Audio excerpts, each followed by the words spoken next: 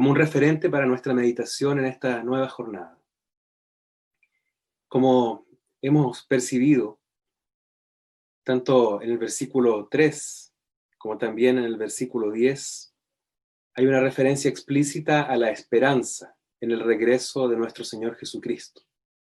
La epístola completa de esta primera carta a los tesalonicenses está marcada por una reiterada referencia al regreso de nuestro Señor Jesucristo. El final de cada capítulo contiene una nota preciosa de parte del apóstol en relación a la venida del Señor Jesús. Podemos identificar la palabra venida en el capítulo 1, verso 10. También podemos identificar la palabra venida en el capítulo 2, verso 19. Podemos identificar la palabra venida en el capítulo 3, verso 13. También en el capítulo 4, en el versículo 15. Y en el capítulo 5, el verso 23. Lo menciono solamente para nuestras anotaciones y animo a los hermanos a dar lectura a estos textos con mayor reposo en sus hogares, en sus meditaciones personales. Pero los cito a causa de destacar que cada uno de los capítulos de esta carta tienen una referencia explícita al regreso del Señor. Entonces, los hermanos en Tesalónica tenían un vínculo estrecho con la esperanza por el regreso presencial de Jesucristo.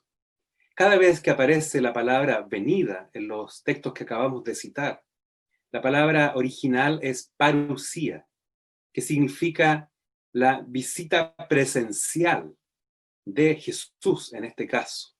Es una palabra utilizada para referirse al segundo regreso, a la venida del Señor Jesucristo, al regreso de nuestro Señor Jesús, y que implica una visitación presencial, o como dice el capítulo 4, el verso 16, el Señor mismo, es decir, su regreso en persona, su encuentro cara a cara con aquellos que Él compró con su preciosa sangre.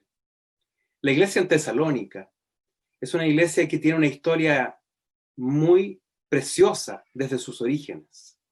Pablo compartía con ellos un estrecho vínculo de amor porque llegó a ellos luego de haber visitado Filipos, la primera ciudad europea en la cual se estableció una iglesia. Podemos hacer una breve síntesis respecto de Hechos 16 y Hechos 17, que nos muestran esa entrada de Pablo y su equipo de colaboradores, tras tener la visión del varón macedonio que en un sueño le decía a Pablo, pasa aquí y ayúdanos. Entonces sale Pablo, Silas, Timoteo hacia las regiones europeas y allí, estando en Filipos, predican el evangelio, se convierte Lidia, su familia, se convierte probablemente la mujer que tenía un espíritu de adivinación, pero que tras muchas ocasiones, hostigando el corazón del apóstol, finalmente el mismo apóstol le manda a aquel espíritu inmundo que salga de ella y esta muchacha queda libre. Y eso genera un alboroto en la ciudad porque los dueños de esta muchacha que tenía espíritu de adivinación generan una acusación contra los enviados de Dios y acaba yendo a la cárcel Pablo y Silas, allí en Filipos, y en aquella cárcel, antes de entrar a la prisión misma, son azotados, están malheridos, son encerrados en lo profundo de un calabozo muy oscuro, y además ocurre un terremoto en esa noche, y el carcelero pensaba que podrían haberse escapado los prisioneros. Sin embargo, Pablo y Silas alzan la voz luego de que acaba el terremoto y le dicen, no te preocupes, no te hagas ningún daño, todavía estamos aquí. Y eso fue un impacto en la vida del carcelero, a tal punto que aquella misma noche él se convierte a Jesucristo y su familia también, y son bautizados. Y al día siguiente Pablo reclama su ciudadanía romana y acusa que no se le había dado un trato acorde a su ciudadanía o a la ley. Y finalmente son enviados con relativa dignidad fuera de Filipos, como para poder acabar la tensión del conflicto que había ocurrido por causa de la predicación del Evangelio. Y consideremos este antecedente. Son enviados fuera de Filipos por Lidia y su familia, estando mal heridos todavía, habiendo recibido hace un par de horas atrás los azotes en sus espaldas, habiendo producido desavivamiento en la familia del carcelero durante la noche, y huyen de esa ciudad enviados por el Espíritu Santo hasta Tesalónica. Entonces, cuando llegan a Tesalónica, los hermanos llegan todavía con las marcas, las heridas por causa de los azotes, llegan todavía con marcas por causa del sufrimiento del Evangelio. Y así entran a la sinagoga de los judíos en Tesalónica durante 3 semanas y predican el Evangelio demostrando por medio de los libros del Antiguo Pacto que Jesús era el Mesías que los judíos esperaban. Y dice el relato de Hechos 17 que en Tesalónica creyeron entonces algunos judíos, creyeron también griegos piadosos o griegos prosélitos del judaísmo, y creyeron también muchas mujeres nobles. Es decir, hubo una recepción notable de la palabra del Evangelio tras 3 semanas de exposición del Evangelio de Cristo Jesús. De manera que en esas circunstancias se produjo un avivamiento en la ciudad de Tesalónica, y no exentos de oposiciones, ocurre que unos judíos que no creyeron alborotaron a las multitudes y asaltaron la casa de un hermano llamado Jasón, en la cual se alojaba Pablo y sus colaboradores, y generaron una revuelta enorme en la ciudad, al punto que casi le costó la vida al apóstol y a su equipo, de manera que tuvieron que huir nuevamente hacia otra ciudad. Pero en ese periodo de 3 semanas, aparentemente, no fue mucho tiempo más, se produjo una revolución espiritual en Tesalónica. Entonces menciono todo esto como un contexto previo para poder dar relevancia al texto del verso 3 y del verso 9 de Primera de Tesalonicenses que leímos recién. Porque Pablo dice, nos acordamos sin cesar delante de Dios de la obra de vuestra fe, del trabajo de vuestro amor y de vuestra constancia en la esperanza. Y en el verso 9, ellos están recogiendo no solamente el testimonio de su propio corazón, sino que hacen referencia a otros. Esos otros son los de Macedonia y Acaya, que aparecen en el versículo 7 y en el verso 8, y dice que ellos, los de Macedonia y Acaya, es decir, ciudades de provincias vecinas, dan testimonio de la manera que nos recibisteis y cómo os convertisteis de los ídolos a Dios para servir al Dios vivo y verdadero y a esperar de los cielos a su Hijo. En el capítulo 2, en el verso 2 dice, pues habiendo antes padecido y sido ultrajados en Filipos, que es lo que les comentaba recientemente en Hechos 16 y Hechos 17, como sabéis, tuvimos de nuevo en nuestro Dios para anunciaros el Evangelio de Dios en medio de gran oposición. Entonces, queridos hermanos, una de las marcas de la iglesia en Tesalónica es que ellos, cuando reciben la palabra del Evangelio, la reciben en medio de gran oposición, la reciben en medio de grandes tribulaciones, pero tienen un corazón abierto para que la fe pudiese generar vida en el corazón de aquellos que se abrieron a oír la palabra del Evangelio. Y de tal manera generó vida que Pablo dice que tiene presente en su memoria la obra de la fe de los tesalonicenses y el trabajo del amor de los tesalonicenses y la constancia en la esperanza de los tesalonicenses. Y si nosotros somos cuidadosos, hermanos, en el versículo 9 aparecen nuevamente 3 menciones de actitudes de los tesalonicenses, que no solo las tenía Pablo en memoria, como ya había dicho, sino que la tenían presentes los hermanos de Macedonia y de Acaya. ¿Y cuáles son esas 3 marcas? La manera en que recibieron a los apóstoles y cómo se convirtieron de los ídolos al Dios verdadero para servirlo, y cómo esperaban de los cielos a su Hijo, es decir, a Jesús, quien resucitó de los muertos. Entonces quisiera sugerir acá, haciendo una simetría de los versículos 3 y 9, que cuando aparece la obra de vuestra fe, existe un paralelismo con la expresión la manera en que nos recibisteis. Estamos haciendo un paralelo entre el verso 3 y el verso 9. Entonces, guarde esto en su corazón. Cuando dice la obra de vuestra fe, la aplicación que dio testimonio a las regiones vecinas fue la manera en que nos recibisteis.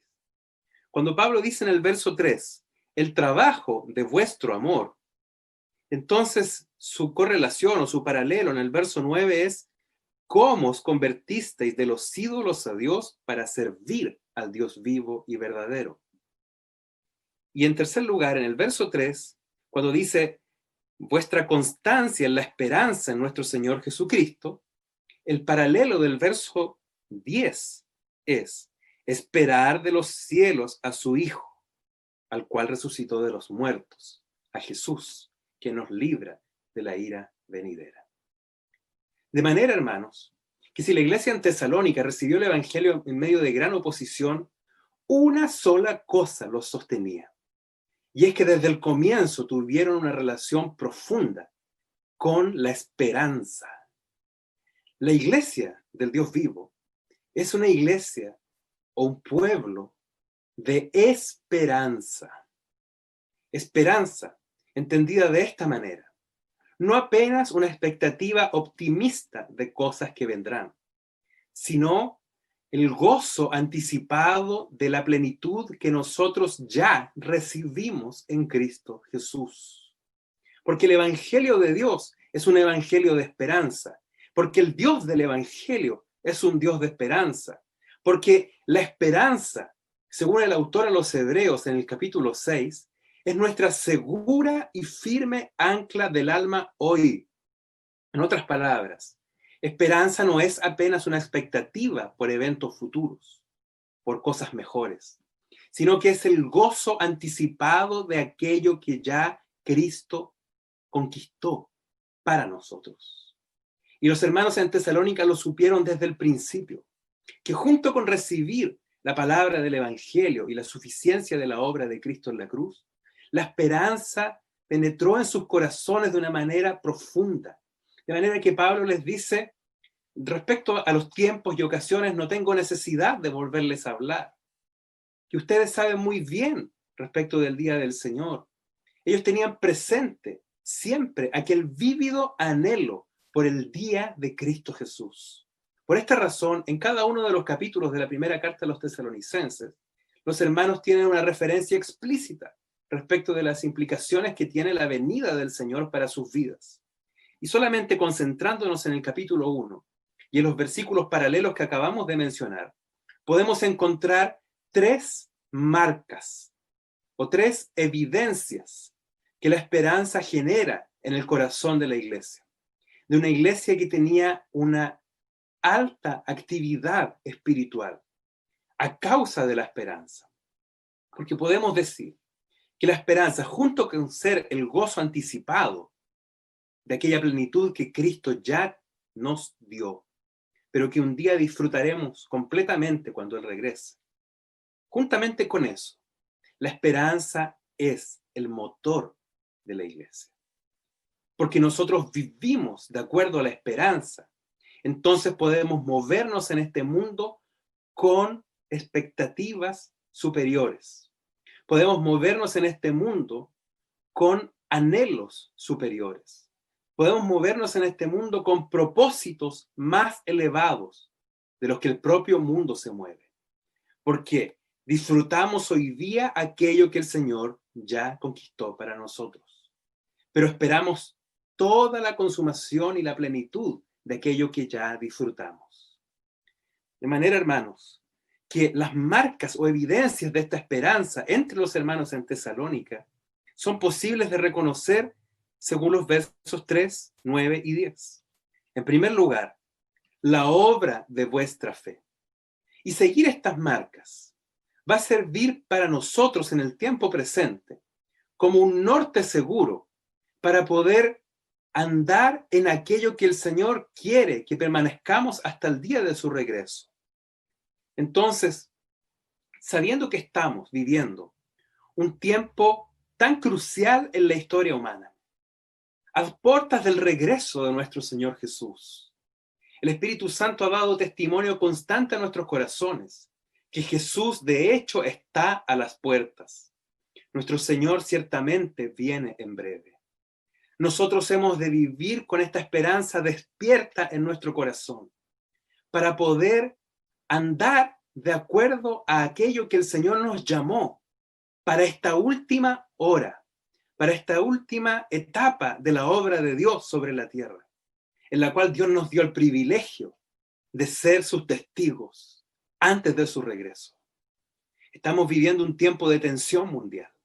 De alguna manera las cosas se están reorganizando para dar pasos acelerados a aquello que el Señor ya mostró que sería la condición del mundo en la última hora, antes del regreso de Cristo Jesús.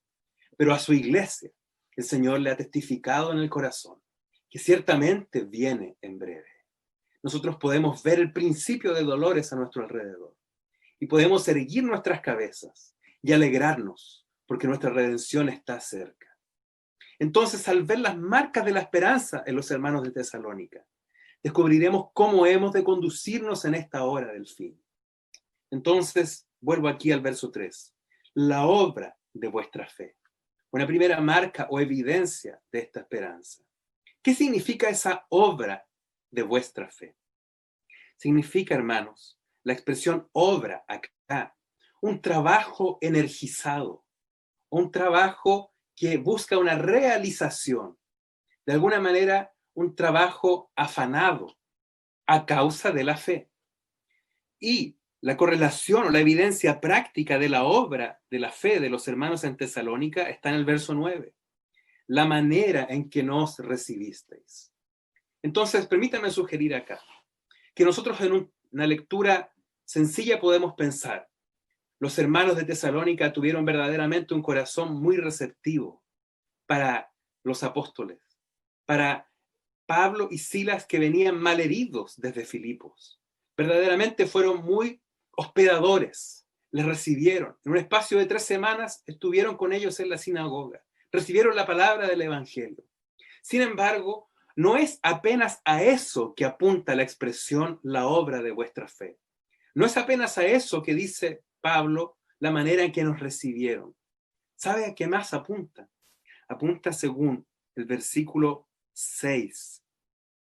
Recibiendo la palabra en medio de gran tribulación con gozo del Espíritu Santo. Porque más que recibir a los apóstoles, más que recibir a este grupo de hombres que venían huyendo desde Filipos, ellos recibieron la palabra del Señor. Entonces, guardemos eso en nuestro corazón. La obra de vuestra fe, la manera en que nos recibisteis y cómo recibieron la palabra en medio de gran tribulación. Yo les voy a pedir, hermanos, que mantengamos ahora nuestra atención muy dedicada. Guarda esa expresión, la obra de vuestra fe. Guarda esa expresión, cómo nos recibisteis. Guarda esa expresión, cómo recibieron la palabra en medio de gran tribulación. Y vamos a ver una belleza de la Escritura. Juan capítulo 6. Para rescatar la profundidad de esa expresión. Juan capítulo 6. Verso 28. Dice así, entonces le dijeron, ¿qué debemos hacer para poner en práctica las obras de Dios? Respondió Jesús y les dijo, esta es la obra de Dios, que creáis en el que Él ha enviado. Esta pregunta que le hacen a Jesús, las multitudes que habían participado del milagro de la multiplicación de los panes y los peces, se la hacen en un contexto muy particular. El día anterior Jesús había alimentado a millares de personas en Capernaum. Y durante la noche Jesús se apartó de las multitudes porque ellos querían hacerle rey a causa de este milagro. Y sus discípulos también quedaron apartados de Jesús. y tomaron la única barca que había en la orilla de Capernaum para cruzar al otro lado. Lo que ocurre es que al cruzar al otro lado, en aquella noche, Jesús aparece caminando sobre las aguas. Y entonces vuelven de regreso a Capernaum. Cuando llegan de vuelta, las multitudes que habían quedado desde el otro lado toman más barcas para ir hasta donde estaba Jesús. Y Jesús les dice, ustedes vinieron a mí por causa de los panes y los peces. Tomaron barcas para encontrarme, se esforzaron hasta llegar donde yo estoy, por causa del alimento que perece. Y les dice en el verso 26, de cierto os digo que me buscáis no porque habéis visto las señales, sino porque comisteis el pan y os saciasteis. Trabajad no por la comida que perece, sino por la comida que a vida eterna permanece, la cual el Hijo del Hombre os dará, porque a éste señaló Dios el Padre. En otras palabras, el Señor les dice, se esforzaron tanto por seguirme, pero era a causa de la comida material. Eso fue lo que les llamó la atención. Pero trabajen o esfuércense de tal manera por la comida que permanece a vida eterna, la cual el Hijo del Hombre os dará. Y entonces, cuando Jesús dice trabajad, les está diciendo la misma palabra en griego que aparece en Primera de Tesalonicenses, capítulo 1, verso 3. La obra. Esa expresión, la obra. Es la misma palabra trabajad que está acá. Es la palabra ergasomai. Así que estamos tomando nota. Ese verbo habla de aquel trabajo intenso, de aquel trabajo que busca una realización, de aquel trabajo afanado por conseguir un objetivo. Fue eso lo que los hombres hicieron al seguir a Jesús, pero porque estaban pendientes del alimento material. Sin embargo, Jesús les dice, tengan ese mismo esfuerzo por la comida que permanece a vida eterna. Y entonces los hombres, de alguna manera, entendieron parcialmente lo que Jesús les dijo. Y le preguntan en el verso 28 de Juan capítulo 6, ¿qué debemos hacer para trabajar o poner en práctica las obras de Dios? Y nuevamente se ocupa la misma palabra que estamos citando, trabajar como un esfuerzo afanoso. ¿Cómo podemos nosotros trabajar de esta manera las obras de Dios? Y fíjense que la respuesta de Jesús es así. Esta es la obra de Dios. Es decir, hay una diferencia entre las personas preguntando respecto de las obras de Dios y Jesús respondiendo respecto de la obra de Dios. Y en Primera de Tesalonicenses hay que ser muy cuidadoso porque no dice las obras de vuestra fe, sino que dice la obra de vuestra fe.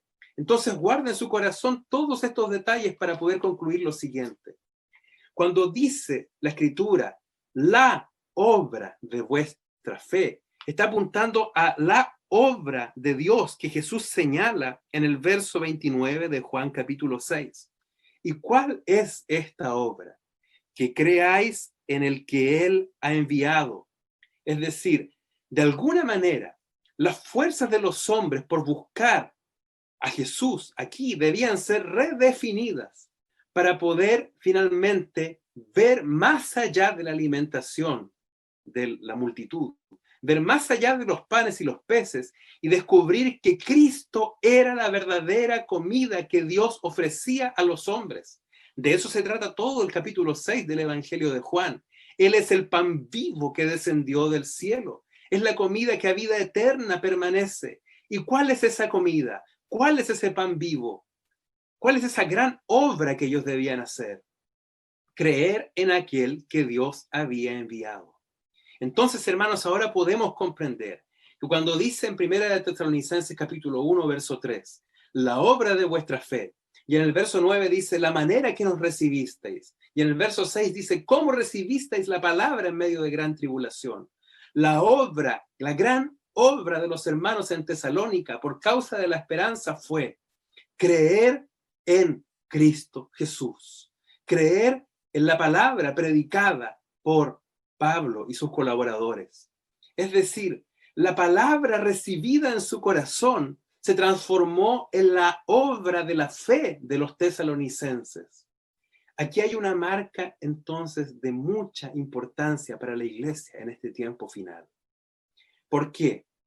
Hacer la obra de Dios, según Juan capítulo 6, era creer en aquel que Dios envió.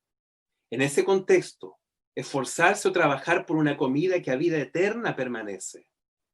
Ahora, según Tesalonicenses, la obra de la fe es esta: recibir la palabra que Dios envió. Es decir, creer en Juan capítulo 6 es homologable con recibir en Primera de Tesalonicenses capítulo 1. Y la obra de Dios de Juan capítulo 6 es la obra de la fe en Primera de Tesalonicenses capítulo 1. ¿Cuál es la gran obra de la fe de la iglesia en este tiempo, a la que somos llamados a participar? Podríamos perfectamente hacernos la misma pregunta que tuvieron las multitudes delante de Jesús en el capítulo 6 de Juan. ¿Qué hacer, Señor? ¿Cómo poner en práctica tus obras? Y Dios nos diría la misma respuesta. Esta es la obra de Dios. Que creáis o que recibáis a aquel que Dios envió. ¿Cómo le recibimos o cómo creemos? Cuando entramos en una relación con su palabra. La importancia que la iglesia le da a la palabra de Cristo en esta hora es el verdadero fruto de la obra de la fe, porque es una obra en singular. No son las obras de la fe, aquellas que Dios preparó de antemano para que anduviésemos en ellas, sino la obra de la fe, el crédito que le damos a Cristo y su palabra. Queridos hermanos, tenemos tanta información de palabras a nuestro alrededor. Tal vez tú puedas apagar la televisión, pero permaneces con conexión en la palma de tu mano y descubres que hay tanta información, tantas palabras, tantas amenazas a nuestros oídos espirituales, que de alguna manera el crédito que les demos a ellas, la importancia que les demos a ellas, ocuparán verdaderamente un lugar en nuestro corazón. Y si la palabra de Cristo no tiene mayor crédito o mayor importancia que todas las informaciones que tú puedas recibir alrededor de tu propia mente, entonces de alguna forma tu fe no podrá operar de acuerdo al corazón de Dios. Permanecerá estancada. Serás de alguna manera distraído y corres el riesgo inclusive de naufragar de la fe. ¿Por qué lo digo? Porque a raíz de las cosas que nos toca vivir, surgen tantas palabras conspiranoicas, tantas palabras que parecieran confundirnos respecto de quién creó esta pandemia, respecto de las intenciones económicas que hay detrás, respecto de las intenciones que puedan ocurrir en relación al desarrollo de algún medicamento, una vacuna, la manipulación de datos. Tanta información, tanta palabra que podría hostigarnos. Pero no solo eso. Hay tantas ideologías que el mundo propone actualmente, que de alguna manera se pueden mezclar con nuestro corazón. Todas esas informaciones, cuando ocupan un lugar mayor que la palabra de Cristo en nuestro corazón, corremos el riesgo de verdaderamente perdernos, distraernos, naufragar en cuanto a la fe. Pero si nosotros nos aplicamos a una sola cosa, la obra de la fe en esta hora, es decir, colocar la palabra de Cristo en supremacía sobre todas las otras cosas y tener comunión con la palabra del Señor. ¿Sabe lo que significa eso? Que usted viene a la palabra del Señor porque tiene hambre y sed de Cristo Jesús. No espera apenas que le compartan un mensaje. No espera apenas recibir algún enlace para entrar a la palabra. La gran carga que el Señor coloca en relación a esta evidencia de la esperanza es que nosotros tenemos la disposición de alimentarnos de Cristo Jesús constantemente, tal como buscamos el alimento material, lo buscamos desde un punto de vista espiritual, al comer de Cristo por medio de la palabra, al recibir de Cristo por medio de la palabra. Y esta es la gran obra de fe. No se confunda, no son las obras de fe. Por supuesto, la fe sin obras es muerta, pero esas son obras o acciones que surgen desde la fe.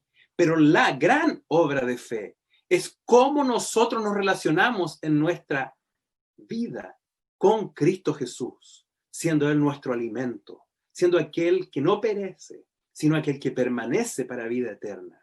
El lugar que le damos a su palabra en nuestro corazón, como ella es verdaderamente la que nos lava, nos conduce, el filtro delante del cual nosotros podemos discernir todas las cosas, la obra de vuestra fe. Ahora, sí podemos decir que verdaderamente podemos preguntarle al Señor, ¿qué haremos delante de tanta necesidad? ¿Qué haremos delante de tantas situaciones complejas a nuestro alrededor? Pero al mismo tiempo, como decía un hermano algunas semanas atrás, no solo preguntarle eso, sino también preguntarle, Señor, entonces, ¿qué creeremos? Presta atención a eso, porque cuando nosotros recibimos una palabra del Señor, entonces podemos actuar en coordinación con aquello que el Señor mandó. La obra de fe, recibir la palabra del Señor, creer la palabra del Señor, tiene el poder de conducirnos a las obras de fe.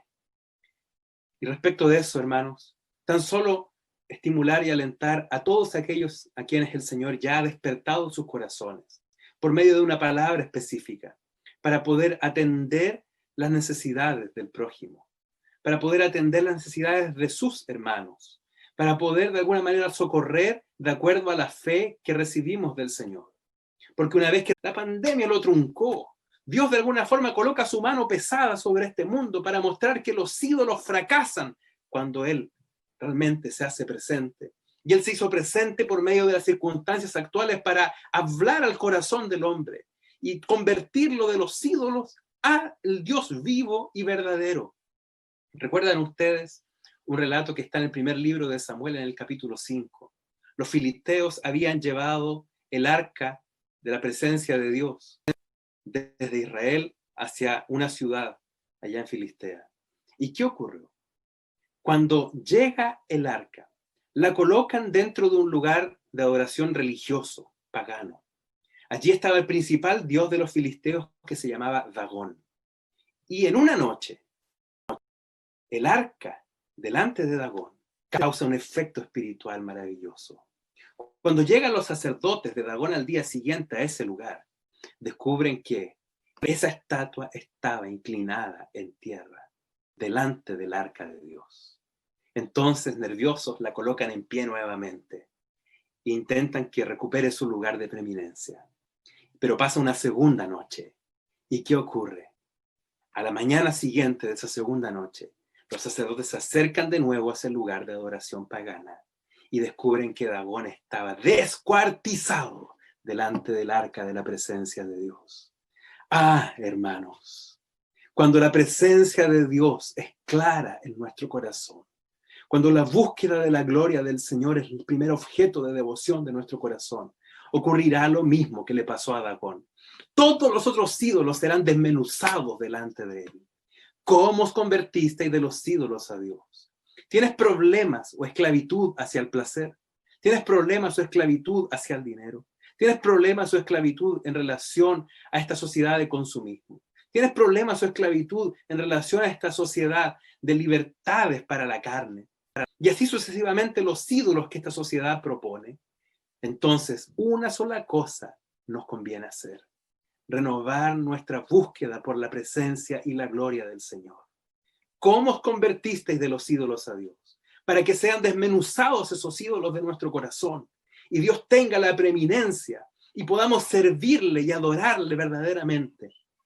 ¿Cómo es este servicio? Un trabajo exhaustivo de amor, cansarse de amor, desgastarse de amor. Solo de memoria voy a citar un texto, 2 Corintios capítulo 12. Pablo les dice: con mayor placer gastaré de lo mío, y aún yo mismo me gastaré del todo, hermanos de Corinto, aunque amándoos más, sea amado yo menos. Porque yo no busco lo vuestro, dice Pablo, sino que los busco a ustedes, busco a vosotros. Es decir, era tal el amor del apóstol por los hermanos en Corinto, que se desgasta a pesar de que no reciba retribución de amor. Y él mismo le dice a los hermanos de Tesalónica, aquí en el capítulo 2, En el verso 9, ¿os acordáis, hermanos, de nuestro trabajo y fatiga, cómo trabajando de noche y de día, para no ser gravosos a ninguno de ustedes, os predicamos el evangelio de Dios? Es decir, nos cansamos, trabajamos de noche y de día, no les pedimos en nada cooperación, porque nuestras propias manos les enseñaron a ustedes a trabajar y dignificar el trabajo en la presencia del Señor. De tal manera que, dice el verso 7 ahora, fuimos tiernos entre vosotros. El verso 8, tan grande es nuestro afecto por vosotros, que hubiéramos querido entregaros no solo el evangelio de Dios, sino también nuestras propias vidas. Hermanos, qué tremendo el efecto del evangelio en el corazón de un hombre, que es capaz de despojarse completamente de sí por amor a los otros. En nada estimo preciosa mi vida para mí mismo, dijo Pablo, y siguiendo perfectamente el ejemplo de Jesús. Me acuerdo de una historia del siglo XX, una hermana holandesa llamada Corrie ten Boom. Después podemos compartir el nombre de ella si quisieran buscar algo más respecto de su vida. Ella creció en un hogar cristiano de gran piedad y devoción por la palabra del Señor, en una disciplina de una lectura y meditación de las Escrituras de toda la familia, 2 veces al día, desde niña, y un amor sacrificial. Su familia tenía una relojería en un primer piso y en un segundo piso las habitaciones de su casa. Y muchas veces fueron refugio para extranjeros y habían aprendido a servir a los demás por amor. Ella vivió a sus 50 años el inicio de la persecución del régimen nacionalsocialista alemán contra los judíos, contra polacos, contra gitanos, pero particularmente en Holanda era contra los judíos que vivían en los Países Bajos. Un día, una mujer toca la puerta de la relojería y, afligida porque se habían llevado a su esposo, pide refugio para ella.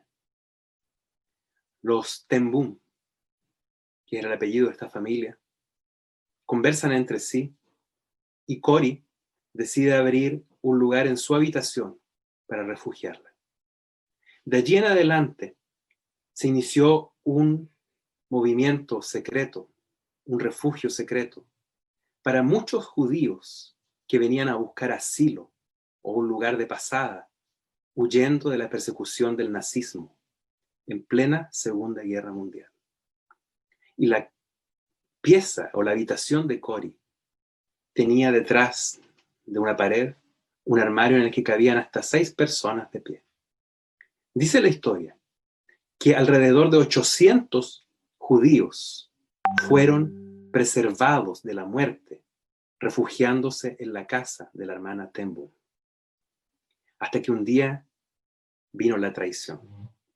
Una persona haciéndose pasar por judío, en realidad era un miembro de la policía de la Gestapo. Y en aquella noche se llevaron detenidos a Corrie, a su padre, un hombre avanzado en edad de 84 años, y a su hermana Betsy. Su padre apenas pudo soportar 10 días más en la cárcel y murió por haber abierto su casa para recibir refugiados. Pero Corrie y su hermana Betsy fueron enviadas a un campo de concentración, primeramente en Holanda, durante algunos meses.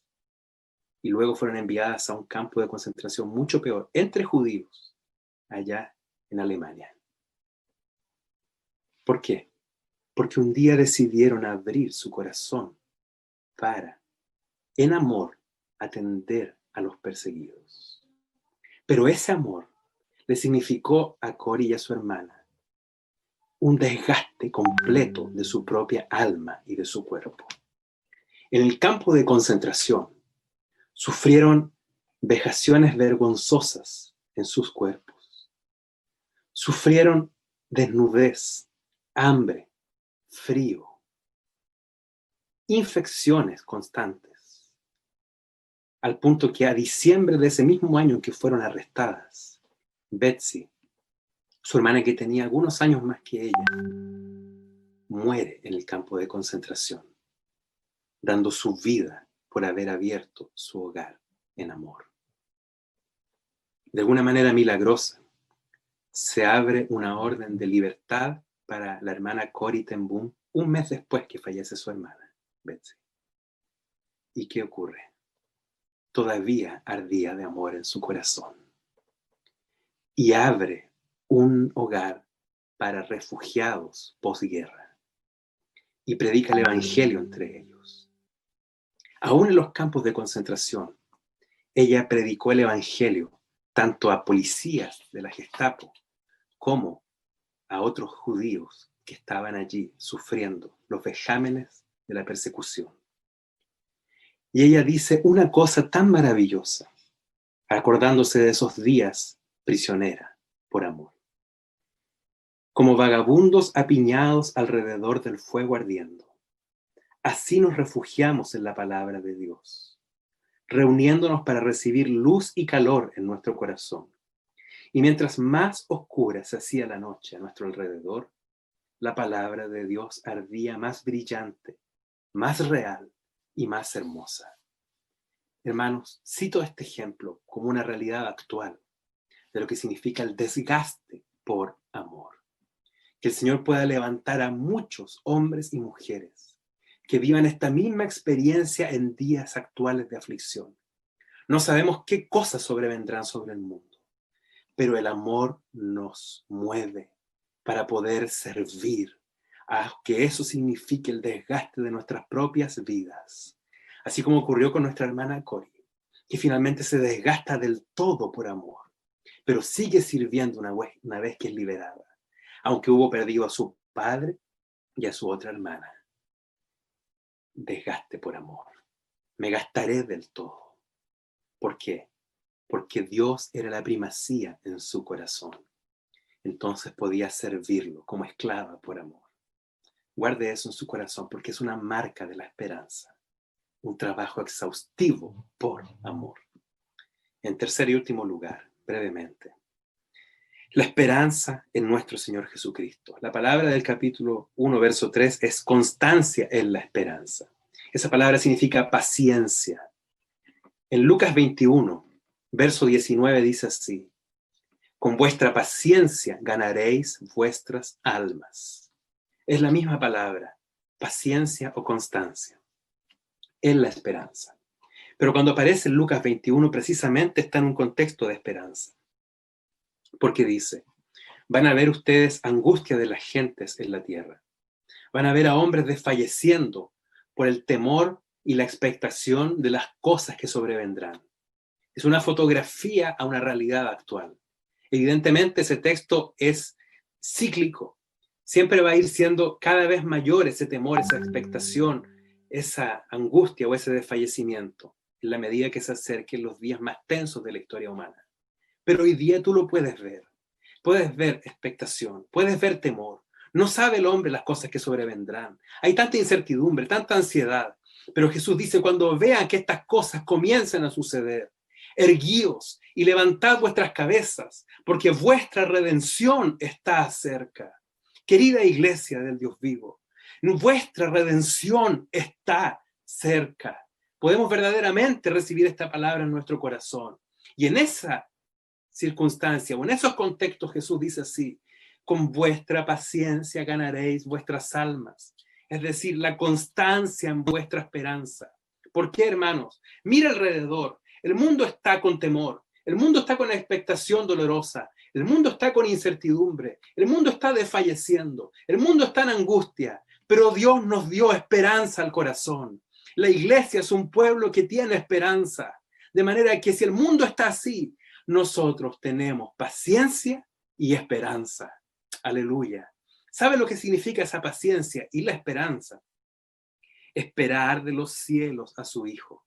En otras palabras, Cristo desde los cielos desciende y nuestros ojos a los cielos se elevan. No miramos las circunstancias presentes. El hombre natural solamente puede juzgar las cosas debajo del sol. Puede ver las cosas en la óptica de aquello que ocurre debajo del sol. Pero la iglesia tiene el privilegio de ver más allá del sol. Tiene el privilegio de ver las atmósferas celestiales. Y ese privilegio es su responsabilidad. Y viendo lo que ocurre más allá del sol, ¿sabe qué ocurrirá? Tendremos nuestra mirada puesta en las cosas de arriba, donde Cristo está sentado a la diestra de Dios. Verdaderamente entonces podremos ver cómo los movimientos celestiales están sucediendo, para que en un momento muy breve, el trono más alto de los cielos nuevamente quede vacío por un instante, cuando se ponga en pie el Hijo de Dios. Y nuevamente hay una expectación angelical atónita. Una vez la hubo, cuando el Verbo eterno se vacía de toda su gloria para tomar forma de hombre en la primera venida de Jesús. Entonces, una expectación angelical observaba cómo se despojaba la segunda persona de la Trinidad. Pero ahora en breve, cuando usted tenga su vista puesta en los cielos, verás en un momento cómo desde los cielos más altos hay una nueva expectación de toda criatura, porque ahora ya no hay apenas el cordero que está como recién inmolado, sino aquel cordero también es un león, y el rugido de ese león estremecerá las potencias de los cielos, y el cielo se rasgará, y veremos al Hijo del Hombre viniendo con poder y gran gloria en las nubes. Hermanos, la constancia y la paciencia en la esperanza tienen su razón de ser en medio de grandes aflicciones. Usted y yo vivimos esas aflicciones y no sabremos cómo son las aflicciones que vengan, pero una cosa puede guardar nuestro corazón. Verdaderamente el Señor viene en breve. Maranata, Jesús viene, el Señor mismo. Entonces, descendiendo de los cielos, nos encontraremos con Él cara a cara y nuestro gozo estará consumado. Jesús anhela, con un corazón arrebatado de amor, encontrarse con sus santos. ¿Y cómo los quiere encontrar? Manteniendo la obra de nuestra fe, manteniendo un trabajo exhaustivo de nuestro amor y manteniendo la constancia en nuestra esperanza. Que el Señor guarde esta palabra en nuestro corazón y nos permita seguir meditando en ella. Amén. Vamos a orar al Señor. Padre, te bendecimos por tu palabra y por poder ver algunas evidencias de esta esperanza. Señor, queremos verdaderamente hacer la obra de la fe, recibir tu palabra con primacía en el corazón, tener comunión con tu palabra, orar con tu palabra, llenarnos de ella, para que verdaderamente sea tu palabra la que conduzca nuestras obras de fe. Pero queremos recibirte de todo corazón, día tras día, que tu palabra nos lave, nos purifique, nos ordene, nos santifique. Señor, oramos para que ninguna otra palabra ocupe un lugar de primacía en nuestros corazones, sino solo la palabra de Cristo Jesús. Guarda a tu iglesia, líbranos del engaño, líbranos, Señor, de naufragar en la fe. Oramos también, Señor, para que el trabajo exhaustivo de amor sea todavía más notorio entre los santos, que permanezcamos amando, entregándonos, dándonos por otros, por causa del amor de Cristo Jesús, ese amor que nos constriñe. Oramos también, Señor, para que en medio de las tribulaciones permanezcamos pacientemente esperando el regreso de nuestro amado Señor Jesús. Queremos ver cara a cara a Jesús. Queremos verle en breve. Ya sea que durmamos o que estemos acá. Ya sea, Señor, que participemos de la resurrección o que seremos arrebatados estando vivos. Queremos en breve encontrarnos con Jesús, nuestro amado Salvador. Conforta nuestros corazones en este tiempo. Ayúdanos a llevar nuestros ojos a los cielos. En el nombre de Jesús lo pedimos. Amén, Señor. Amén.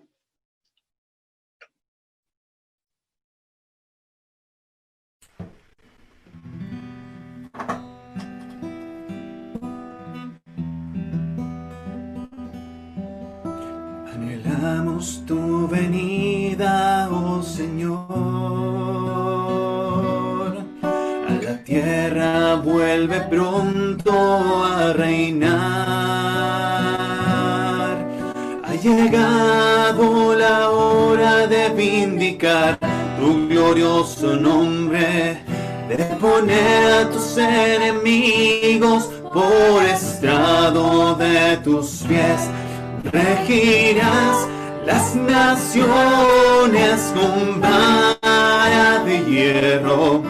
Entraremos en el reino de 1000 años de paz. Aleluya, aleluya,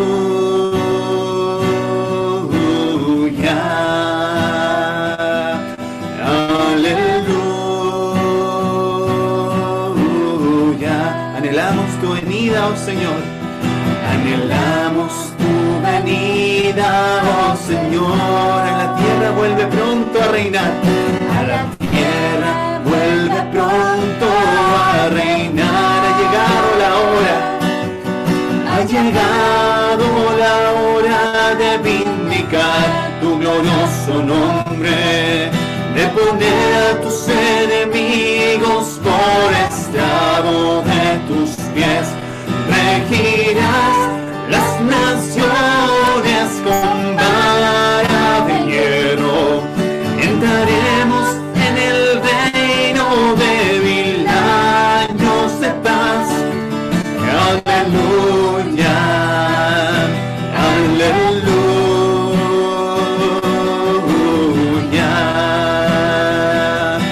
aleluya. Tu trono, oh Dios, trono, oh Dios, por el siglo del siglo. Centro de equidad es el cetro de tu reino. Has amado la justicia, aborrecido la maldad, por lo cual te ungió el Dios tuyo con óleo de alegría, más que a tus compañeros. Aleluya, aleluya, aleluya. Anhelamos tu venida, oh Señor. Anhelamos tu venida, oh Señor. A la tierra vuelve pronto. A la tierra vuelve pronto a reinar. Ha llegado la hora. Ha llegado la hora de vindicar tu glorioso nombre, de poner a tus enemigos por estrado de tus pies. Regirás las naciones con vara de hierro. Entraremos en el reino de 1000 años de paz. Aleluya, aleluya,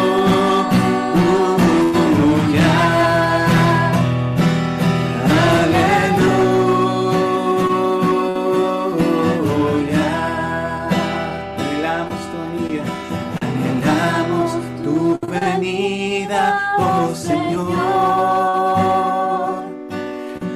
A la tierra vuelve pronto a reinar. Ha llegado la hora de vindicar tu glorioso nombre, de poner a tus enemigos por estrado de tus pies. Regirás las naciones con vara de hierro. Entraremos en el reino de 1000 años de paz. Aleluya, aleluya,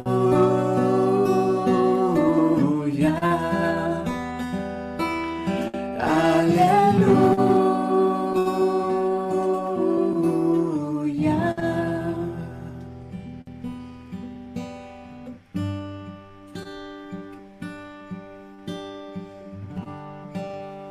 El Señor toca nuestros corazones, nos constriñe con su palabra y no queda más que rendirnos a Él. No queda más que acudir a Él en todo momento, en todo tiempo. Él es nuestro socorro, a Él nos consagramos. Nos consagramos a ti, Señor, abrazados por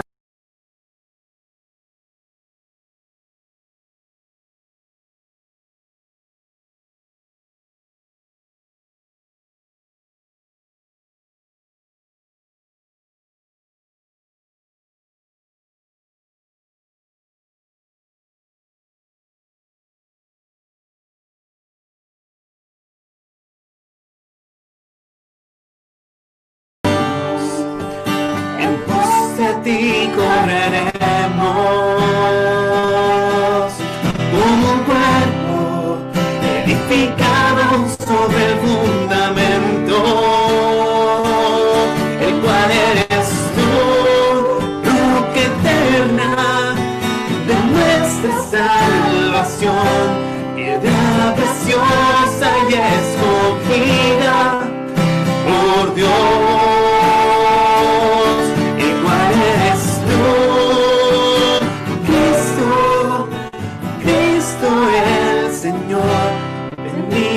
Gracia que del cielo descendió.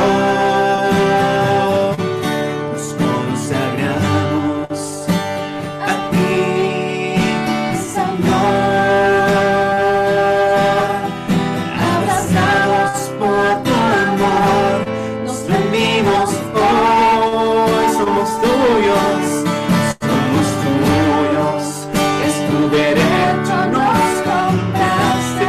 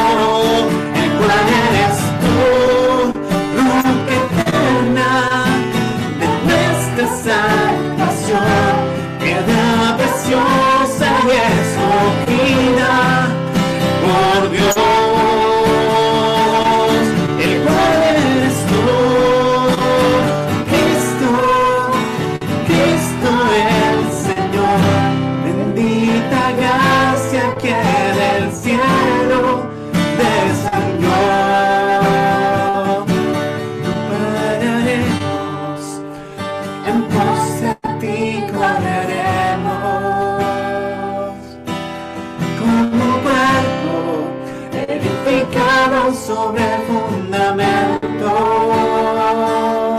el cual eres tú, roca eterna de nuestra salvación, piedra preciosa y escogida por Dios,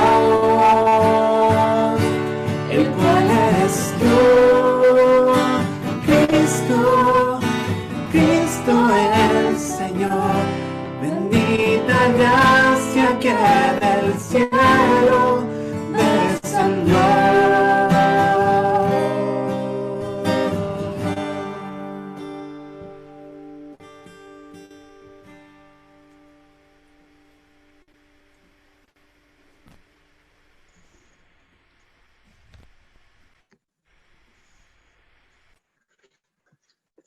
Amén. Gracias al Señor por su palabra. Gracias, Señor, por una vez más poder escuchar de lo que compartió nuestra hermana Alexi. Nuestro Señor está cerca. Sabemos, hermanos, que la venida de nuestro Señor está cerca. Entonces, miremos hacia los cielos, hermanos, porque nuestra redención está cerca. Aunque las circunstancias que nos rodean quieren poner temores, angustias, aunque aparezcan conflictos, quizás exterior, quizás en nuestras casas, pero el Señor está cerca, hermanos. hay una porción de la Escritura en el libro de los Hebreos, capítulo 10, versículo 35. Dice, no perdáis pues vuestra confianza, que tiene grande galardón, porque os es necesaria la paciencia, para que, habiendo hecho la voluntad de Dios, obtengáis la promesa. Porque aún un poquito, y el que ha de venir vendrá, y no tardará. Mas el justo vivirá por fe, y si retrocediere, no agradará a mi alma. Pero nosotros hermanos, pero nosotros no somos de los que retroceden para perdición, sino de los que tienen fe para preservación del alma. Bendito es el Señor. Permanezcamos en esta bendita fe, en esta bendita realidad, que el Señor nos socorra en esta semana, hermanos, en todo lo que han de vivir, y que el Señor nos guarde para la próxima reunión del día miércoles en la noche. La paz del Señor sea con todos ustedes.